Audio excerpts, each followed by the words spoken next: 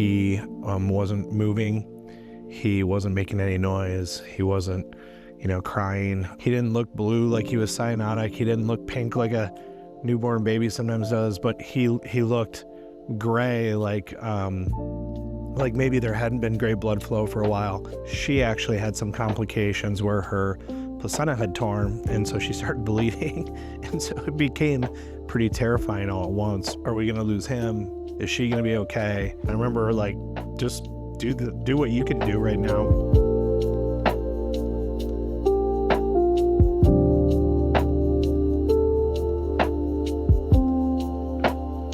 Ashley and I got married, and then about roughly a year later, we got pregnant and had a miscarriage, and then we actually ended up having 2 miscarriages.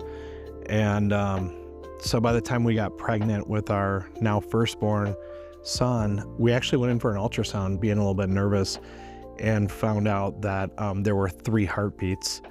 And so that kind of freaked us out, because as much as we wanted a kid, we didn't know that we were ready for 3 kids. But then when we went back in for a follow-up ultrasound later on, we ended up finding out that there was just one heartbeat. So they refer to it as like vanishing multiples or vanishing triplets in that case. And so now you're really nervous because you've had 2 miscarriages, and then 2 of 3 in this most recent pregnancy aren't viable. And so, we were just looking to do everything we could possibly do. Ashley had been in chiropractic care now for several years. She started getting adjusted when we first met. We had done other things. We did acupuncture. We were really looking into our nutrition. Ashley had gotten probably into some of the best shape of her life, really working on her health. And the pregnancy went great. In fact, she was working out during the pregnancy. We owned a CrossFit facility. She was working out. She was really taking care of her body, getting adjusted. And so really pregnancy was great. She might not say that. I remember she was, sick for 16 weeks or something like that, and threw up all the time. But when it came down to birthday, we woke up and her water had broken. And you're excited. Like, today's the day we're going to meet our kid. And so it was a pretty exciting day. And I remember everything went pretty well. We had decided late on in the pregnancy, I say we, Ashley told me one day she didn't want to have the baby in a hospital, that she was deciding to have the baby at home. And I think this was somewhere between 36 and 38 weeks. Finding a midwife who will take you on at 36 to 38 weeks is not an easy task. But so that day came and everything was progressing fairly well until we got to a point where Ashley began to push and the baby was starting to come out. But we were probably stuck in that position where the baby was right about to crown, and we didn't really see any progression for really a couple hours. And I think a big part of, our philosophy is that we trust our bodies, and that we believe innately our bodies are knowing what to do, and that birth is not an emergency in most cases. This sounds a little bit crazy, but if you go into the wild, or you go into, look at animals in nature, the birth process is a pretty natural thing. And so just a lot of trust there. And unfortunately, he wasn't coming out really easy. We found out later that when he was born, the cord was wrapped around his neck a few times. And so it was pulling on that and putting tension on the cord, which puts tension on our placenta. And he was kind of stuck in there to the point where when they were pulling him out, and the unfortunate part of this is when babies are born, rarely are they just kind of like, you catch them, sometimes they require some assistance. And when Hudson was born, I remember his head had to be turned one way and then turned back the other to get his shoulder through.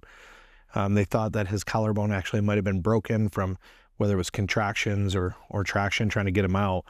But long story short, when he was born, they laid him down on her belly, and he wasn't moving. He wasn't making any noise. He wasn't, crying. I remember the tone of his skin just didn't look right to me. It actually looked kind of gray. He didn't look blue like he was cyanotic. He didn't look pink like a newborn baby sometimes does, but he looked gray, like like maybe there hadn't been great blood flow for a while. And when they set him down, I remember his arms just fell to the side and he was limp. And I was actually sitting behind Ashley at this point and doing my best supportive role, whatever that was. I think it was like maybe rubbing her shoulders or something. And I remember reaching down, and as I was touching his neck, she actually had some complications where her placenta had torn, and so she started bleeding. And so it became pretty terrifying all at once, wondering, you know, are we going to lose him? Is she going to be okay? And I remember just in the moment, there was kind of a calmness and a stillness. And I remember like, just do what you can do right now. And I reached down, I started feeling his upper neck, and the top bone in the upper neck is called the atlas, and it's the vertebra that gets most oftenly subluxated during the birth process. So the science behind that is it's the one bone in the spine that moves more than any other bone, but it's also the one bone in the spine that has the least amount of muscles attached to it, especially big muscles. It has a lot of little small ones.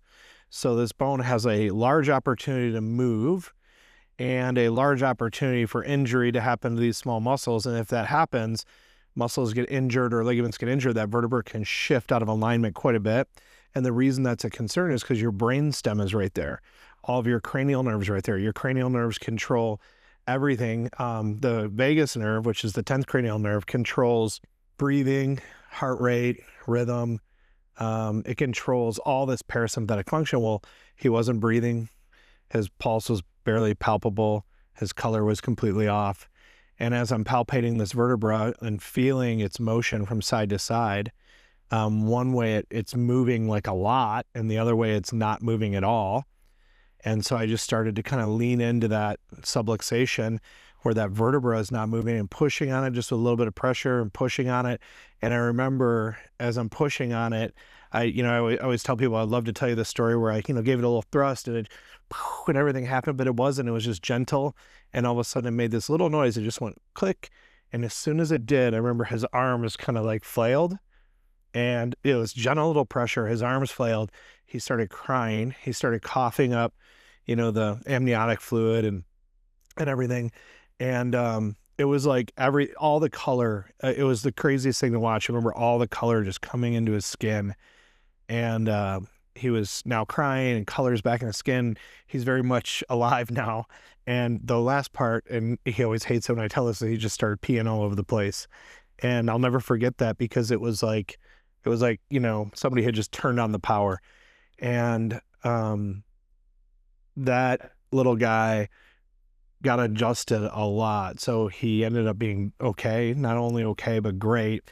And I always say in that moment of emergency, if we were in a hospital, they probably would have grabbed him real quick, rushed him into another room and hooked him up to, a ventilator or, whatever. They might have put him on things to control his temperature, which we hadn't checked yet, control his, blood flow. They might have, who knows, they would have been monitoring all these things. And that's not what he needed. And from that day forward, I decided when I started my practice, I was going to talk to people about their concerns, but the one thing they had to understand was that power that's in the body, and that innately the body wants to thrive and wants to be healthy and life wants to be at its fullest.